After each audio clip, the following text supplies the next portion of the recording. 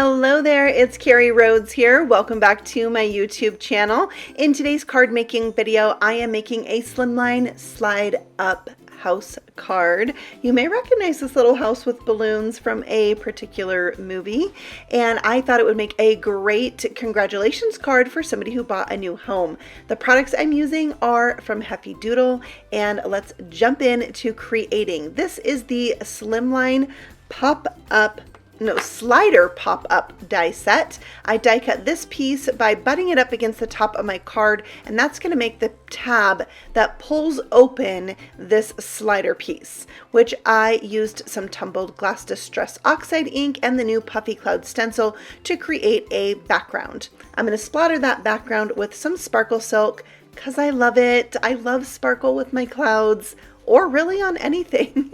I use that stuff all the time. While that's drying, I'm going to stamp out my little house, which is from the Home Sweet Home stamp set, and that's the only stamp I'm using from that set. I'm also bringing in the new Popping By stamp set. I'm gonna have both of these linked for you below.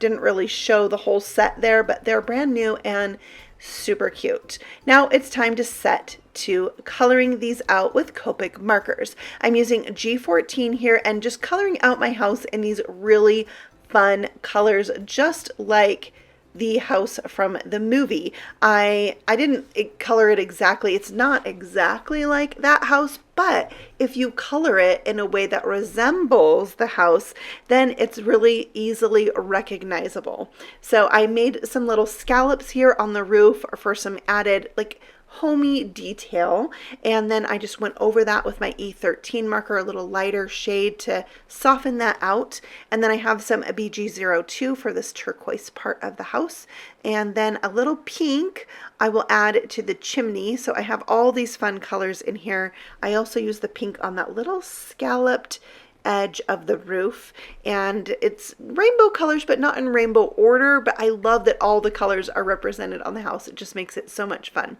For the balloons, I'm gonna repeat the same colors I used on the house, and I'm also giving them a little bit darker shadow on the left hand side and kind of a rounded line that helps them look round and maybe a little bit more translucent on one side, and I think that gives them just some added interest for a balloon. They should have that.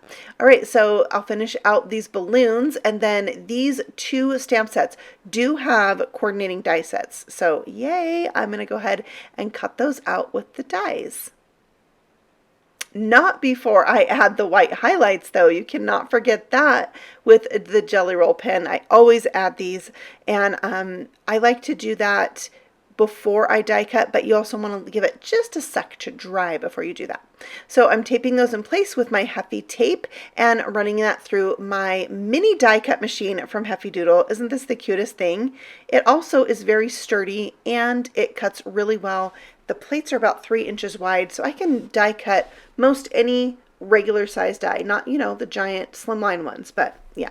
So now I'm making my own custom cardstock color to match my clouds because I really wanted my congratulations to be that light blue color. So I'm going to use the half that's white to cut out the shadow and the half that's blue to cut out my congratulations. By the way, this is another new die set from the current release, the Congratulations Shadow Heffy die cut. And there's the shadow piece, and then you can see the mini die cut machine cut this out beautifully, even the little fallout pieces. And since this is such a detailed die cut, I'm using a paintbrush to just spread on my Glubert glue, and that's going to go down on the shadow wonderfully. Just use my tweezers to kind of get that lined up where I want it, and then once I have it, I can press it into place. If you have any glue that kind of seeps out, you can use a paper towel to press that down and it'll pick up that excess glue. I glued my balloons to the chimney because that's where they go, right? And then I wanted this, the back of this house to be white instead of that marker showing through. So I die cut an extra house and an extra balloon with no stamping on them to cover up the back, which also helped it to be more sturdy. Now I have some strips of window sheet that I'm sticking down some glue dots to, so I can attach this to the house. And those window, they call them, I call them clear picks. And they're going to hold up my congratulations. So I'm just adhering them to the back of the balloons and the house, and then I will adhere the congratulations to the top of them, because how I adhere this to the card, once I pull that pop-up mechanism up, then the congratulations will appear to be kind of floating in the air like a cloud. So to help sandwich in those window picks, I'm going to use another die cut. So the house is 3 layers and the balloons are 3 layers, but it's really going to help hold that down so they don't pop loose. And I really like things to be sturdy. I gotta have sturdy cards. So bonus, it helps it be more sturdy. There you can see it. So I'm going to let that really dry while I stamp my sentiment across the bottom that says, "There's no place like home." Perfect, right?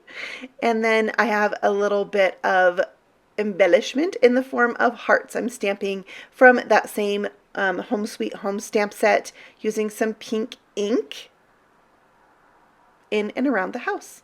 Next, I wanted to use the same exact pink as my hearts for my pull tab. So I made some more custom paper using the ink pad, and then I can have the pull tab match my hearts. I love it. Okay, so now I'm attaching this pull tab mechanism by lining it up with the top of the mechanism and sticking the bottom of that moving piece to the bottom of the pull tab. Then I'm putting some double stick tape on all 3 sides of this mechanism. But you'll see here that was not the best decision. You'll see. Coming up, I'll show you what went wrong. There it is. It moves. It slides up and down. So far, so good. So I think it's a little hard to pull. Next, I am taking the arrow piece and attaching that to the top. I didn't have it fold over. I just need the front of it. So I'm going to glue that in place with my Glubert, and you can see how nicely it matches those hearts. Love it. And then for my house, I added some foam squares and glue, and I'm putting that on the bottom half of that slider pop-up piece. And then when I pull the tab, it's kind of hard to reach in there and grab. It slides up and down. Next, I wanted to attach a gift card. There just wasn't room, so I ripped this card apart. I just ripped it right off the card base.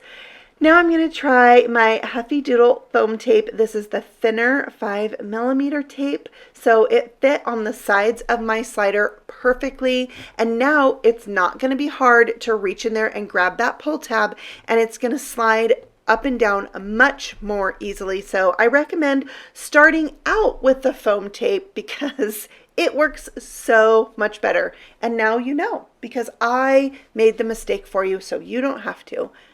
You're welcome. So my gift card is going in with a couple of glue dots there, and that will hold it in place. But also I touched it down to my jeans right there, so it's not as sticky. That means the person who takes it out can get it out a little bit easier. They don't have to rip up the card to get it out. And there you can see the gift card will hold this house up. The congratulations floats in the air like a little cloud. I think it's such a fun card, especially to give to somebody who's a new homeowner, and then they can go get all the things you need for a home, because you know owning a home is a never-ending project. So that is today's card. I think it was so cute, and it was fun to make, even though I had to rip it up. It worked out in the end, right? No stress in stamping, friends.